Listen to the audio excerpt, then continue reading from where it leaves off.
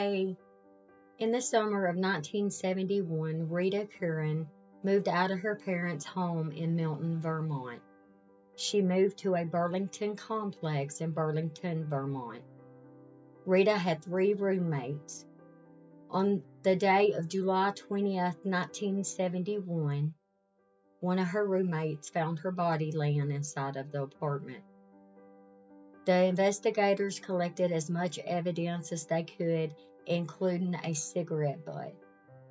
Evidence showed that Rita had put up a fight, and the cause of her death was from being beaten, assaulted, and strangled. Asking around to the neighbors, detectives found out that there was one neighbor who had a criminal history, but his wife said that he had been with her inside of their apartment during this time. So investigators didn't feel like they needed to focus on him any further. Although authorities never stopped seeking justice, they didn't have a breakthrough until 2019. A team of detectives and experts came together to review the case of Rita Curran.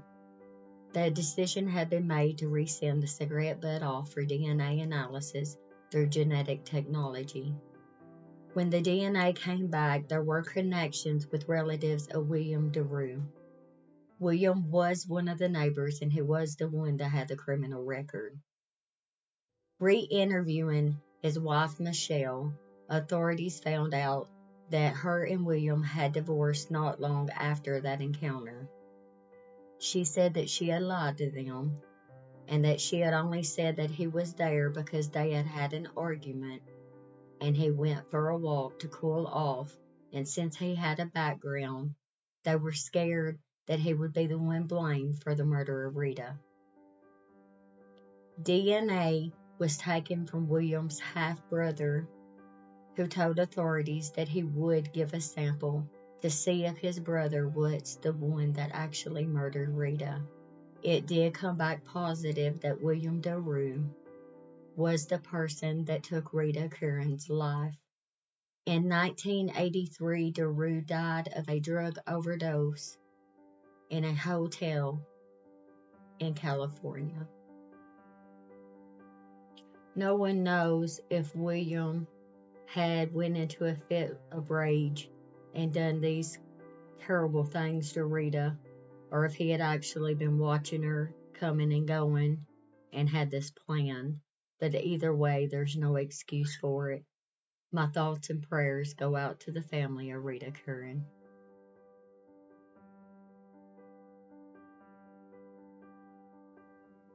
Teree Becker was last seen on December 4th, 1975. Her body was found by two motorcyclists 2 days later, laying in a field with her clothing and personal items. Taking the evidence with them, investigators continued to go over this case, but it took 5 decades for them to get a hit. In 2003, the DNA analysis from some of the evidence found at the crime scene was put into CODIS. There was no match to a certain individual, but there was a match to another case concerning another woman that had also been assaulted and murdered. Through genetic technology, DNA analysis showed that the person of interest was Thomas Elliott. Thomas Elliott had a background of being in and out of prison, and prior to this murder, he had pulled 6 years in prison for burglary. Thomas Elliott took his own life on October 30th, 1991 for unknown reasons. But this family finally got closure in finding out who done this terrible thing to Teree Becker. Thank you for joining me. See you next time.